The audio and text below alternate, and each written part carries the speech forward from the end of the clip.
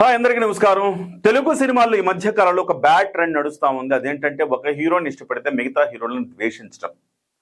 So ఆ hero cinema కోసం మిగతా హీరోల సినిమాలకు ముందుగానే వెళ్ళిపోయి నెగిటివ్ రివ్యూలు ఇచ్చి ఇబ్బందులు క్రియేట్ చేసి సినిమాని కిల్ చేయాలని ఒక ప్రయత్నం గట్టిగా జరుగుతూ ఉంది. అది ఏ స్థాయికి వచ్చేసిందంటే ఇవాళ ఆ సినిమా బాగుంది అని చెప్పే వాళ్ళని కూడా ద్వేషించే స్థాయికి వచ్చింది. ఇవాళ నాగేంద్ర గారిని మనం చూస్తున్నాం. నాగేంద్ర గారు సీనియర్ పాత్రికేయులు. ఆయన ఇంగ్లీష్ మాస్టర్స్ చేశారు. ఆయన ఇంగ్లీష్లో ఎప్పుడో దాదాపు 45 ఏళ్ల క్రితం ఆయన మాస్టర్స్ చేశారు. ఆ రోజు నుంచి మంచి విద్వత్తున్నాడు. ఆయన సవ్యసాచి అని చెప్పాలి. తెలుగులో ఎంత బాగా రాస్తాడు, ఇంగ్లీష్లో అంత బాగా రాస్తారు.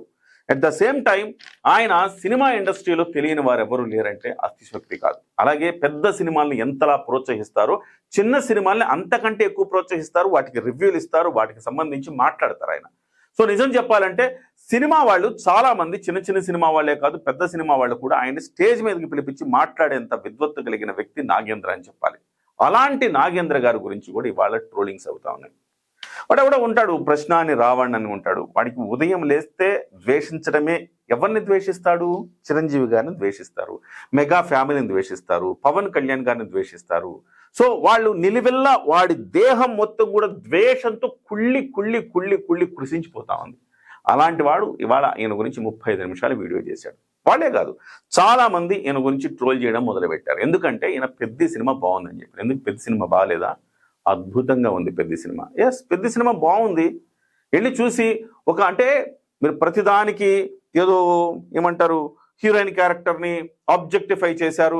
ఎన్ని సినిమాల్లో హీరోయిన్ క్యారెక్టర్ని ఆబ్జెక్టిఫై చేయలేదు? పెద్దిలో మాత్రమే చేశారా? ఎన్ని సినిమాల్లో హీరోయిన్ క్యారెక్టర్ని ఆబ్జెక్టిఫై చేయలేదు? కేవలం ఒక ఎక్స్పోజింగ్ వస్తువుగా ఎన్ని సినిమాల్లో చూడలేదు?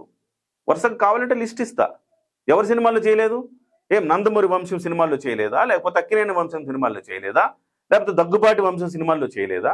ఎన్ని సినిమాల్లో చేయలేదండి? ఆబ్జెక్టిఫై చేశారు అని చెప్పేసి పెద్ద ఎత్తున రాద్ధాంతం చేశారు. చివరికి అనసూయ కూడా మాట్లాడేదే, మా ఇష్టం, మేము ఎట్లాంటి బట్టలనే వేసుకుంటామని చెప్పిన అనసూయ కూడా హీరోయిన్ క్యారెక్టర్ను అలా చూపించారంట. నంగనాచి కబూర్లు ఇవన్నీ కూడా. అలాగే ఈ ప్రశ్నతో పాటుగా ఈ #U ఉంది కదా, #Uలో ఒక అమ్మాయి ఉంటుంది. ఆ అమ్మాయి కూడా ద్వేషంతో కుళ్ళిపోతుంటుంది. దేహం మొత్తం కూడా ద్వేషంతో కుళ్ళిపోతూ ఉంటుంది. సో ఇవన్నీ కూడా అంటే వీళ్ళంటి వాళ్ళందరూ కూడా తయారు చేసి వీళ్ళంతా కూడా ట్రోలింగ్స్ చేయడం మొదలు పెడతారు. ఒక్క విషయం గుర్తుపెట్టుకోవాలి, నాగేంద్ర గారు ఎప్పుడు చిరంజీవి గారి సినిమాలని బాగున్నాయనో ప్రేమించాడే తప్ప ఇతర హీరోలను ద్వేషించరా. మీరు తేడా మీరు గమనించాలా. ఆయన ఇతర హీరోలను ఎప్పుడు ద్వేషించరా. ఆయనకు నచ్చిన హీరోల్ని ఇంకొంచెం ఎక్కువగా ఒక మెట్టు ఎక్కువగా పొగడు ఉండొచ్చు. ఆబ్వియస్లీ చిన్నప్పటి నుంచి మనం హీరోని చూసి స్ఫూర్తిగా పెరుగుతాం అనుకోండి, ఆటోమేటిక్గా మనకు ఆ స్ఫూర్తి మన మనసులో ఉంటుంది. డెఫినెట్గా ఆ హీరో గురించి 4 మంచి మాటలు 4 సార్లు ప్రతి సందర్భంలో దొరికిన సందర్భంలో చెప్తాం. ఎస్, చిరంజీవి గారి గురించి చెప్పకూడదా? చిరంజీవి గారి లాగా ఇక్కడి నుంచి కింది స్థాయి నుంచి పెరిగిన హీరోలు ఎవరున్నారు? ఎంతమంది ఉన్నారు చెప్పండి?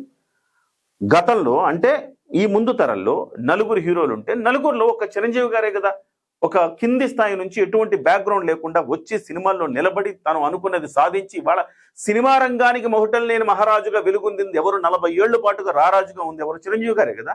చిరంజీవి గారికి ఏమైనా బ్యాక్గ్రౌండ్ ఉందా? నాగార్జునకు ఉంది, వెంకటేష్కు ఉంది, బాలకృష్ణకు ఉంది. వాళ్ళు ఎందుకు నిలబడలేకపోయారు? చిరంజీవి గారు ఎందుకు నెంబర్ 1 అయ్యారు? సో డెఫినెట్గా చిరంజీవి గారు స్ఫూర్తి ప్రదాత. చిరంజీవి గారి గురించి ఒక మాట ఎక్కువ చెప్తాం.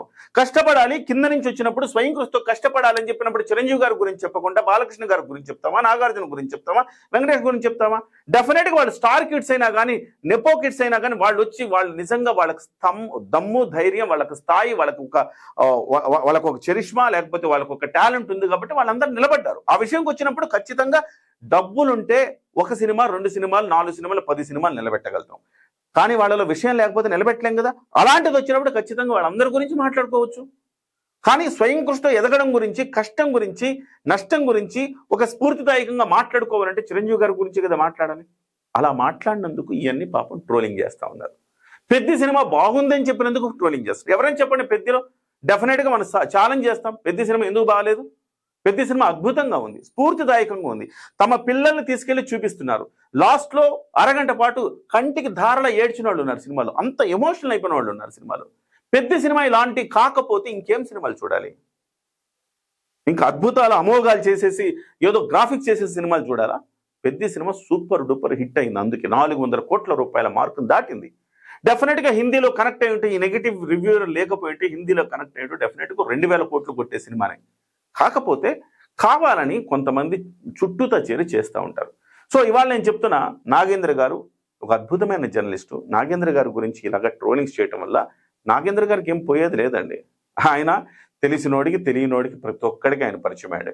మీ ట్రోలింగ్స్ పుణ్యమా అని నాగేంద్ర గారు ఇంకో రేంజ్కి వెళ్ళిపోయారు. కానీ ఇంకొక దుస్సంప్రదాయం ఏంటంటే, ఇక్కడ ప్రధానంగా సాటి జర్నలిస్టులు కూడా టార్గెట్ చేయడం అనేది చాలా బాధాకరం. తెలుగు 360 ఉంది. తెలుగు 360 రాస్తుంది, latest X sensation Juchi has become a viral talking point. అంటే జూచి అలియాస్ నాగేంద్ర గారు ఎప్పుడో చెప్పారు, నన్ను కాలేజీ రోజుల్లో జూనియర్ చిరంజీవి, ఇప్పుడు చిరంజీవి లాగా మనం హెయిర్ స్టైల్ చేసుకుంటాం, చిరంజీవి లాగా నడుస్తాం, చిరంజీవి లాగా డ్రెస్సింగ్ చేసుకుంటాం. ఎందుకంటే అభిమానిస్తాం కాబట్టి. మనం అభిమానించి ప్రతి ఒక్కళ్ళ జీవితంలో జరిగేదే ఇది. సో అభిమానించినప్పుడు ఆటోమేటిక్గా ఆ లక్షణాలు, ఆ డ్రెస్సింగ్, ఆ హెయిర్ స్టైల్ వచ్చినప్పుడు డెఫినెట్గా అంటారు, ఎవరో పక్కన వాళ్ళు అంటారే జూనియర్ చిరంజీవి రావిడు ఎప్పుడు చిరంజీవిని ఫాలో అవుతుంటాడు అంటే తప్పేంటి? అలా అన్నారని చెప్పినందుకు ఆ జూచి అనే పదాన్ని పట్టుకొని ఇవాళ అందరు ట్రోలింగ్ చేస్తూ ఉన్నారు. ఆయనకు పోయింది ఏం లే. ఇప్పుడు చూడండి, సిగ్గు లేకుండా తెలుగు 360 అనేవాడు ఆయన గురించి ఈ రకంగా మాట్లాడుతుంది. Latest X sensation Juchi has become a viral talking point. The previously less known artist is now being widely trolled on social media with many users turning his videos and antics into comedy content and memes అంట. అంటే పెద్దగా తెలియని వాళ్ళని కూడా తెలిసేలా చేస్తున్నారని చెప్పి రాశారు. అఫ్ కోర్స్ తెలుగు 360 కంటే ఆయనే బాగా తెలుసు చాలా మందికి. తెలుగు 360 ఎవరికి తెలుసు? కొంతమందికే తెలుసు. ఆ సినిమాల గురించి చదువుకునే వాళ్ళకి తెలిసేమో. కానీ నాగేంద్ర గారు సీనియర్ ఎన్టీఆర్ నుంచి జూనియర్ ఎన్టీఆర్ వరకు, చిరంజీవి నుంచి రామ్ చరణ్ వరకు, నాగార్జున నుంచి అఖిల్ వరకు, దగ్గుపాటి రామానాయుడు దగ్గర నుంచి ఇవాళ దగ్గుపాటి రాణా వరకు ప్రతి ఒక్కళ్ళకి తెలిసిన వ్యక్తి ఈ నాగేంద్ర గారు. సవ్య సాచి ఇంతకుముందు చెప్పినట్టు ఇంగ్లీష్ తెలుగును కూడా 2 భాషల్లో పట్టున్న వ్యక్తి. ఎంతమందికి ఉందా మీ అందరికీ? వాళ్ళు ట్రోల్ చేసే వాళ్ళందరికీ సిగ్గు లేదా మీ అందరికీ? నాకు అర్థం కాదు. ఎంతమందికి ఉంది మీకు అంత టాలెంట్? ఎవడికుంది? ఇంగ్లీష్లో ఎంత చదువుకున్నారు మీరు? ఇవాళ సోషల్ మీడియా ఉంది కదా, సోషల్ మీడియాలో ఏది పెడితే అది పెట్టచ్చు. మన దగ్గర మొబైల్ ఉంది, సోషల్ మీడియా ఉంది. సరదాగా ఒక ట్వీట్ చేద్దాం, సరదాగా ఒక ట్రోల్ చేద్దాం అని చెప్పేసి ఇష్టం వచ్చినట్టు మాట్లాడు. చదువు సంధి లేని గాడిదలు ఇవాళ.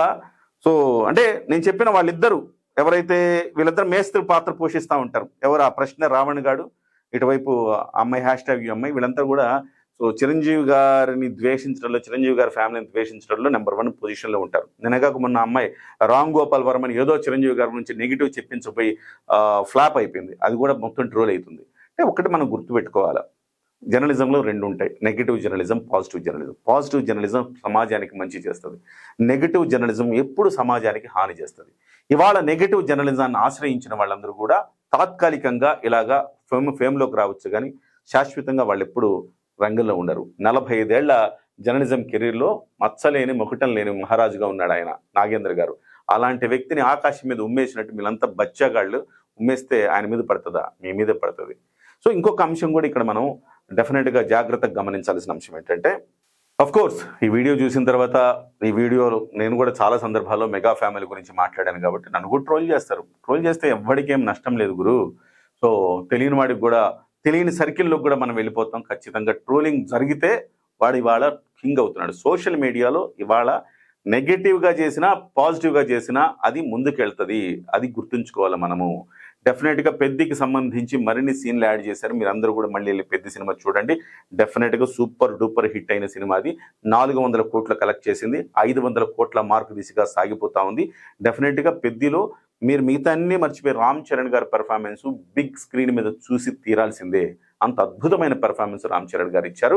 సో ట్రోలర్స్ ఎప్పుడు కూడా కుక్కలు మురుగుతానే ఉంటాయి, ఏనుగు ముందుకెళ్తానే ఉండాలి. కాబట్టి నాగేంద్ర గారు అన్న మీరు ముందుకెళ్తానే ఉండాలి.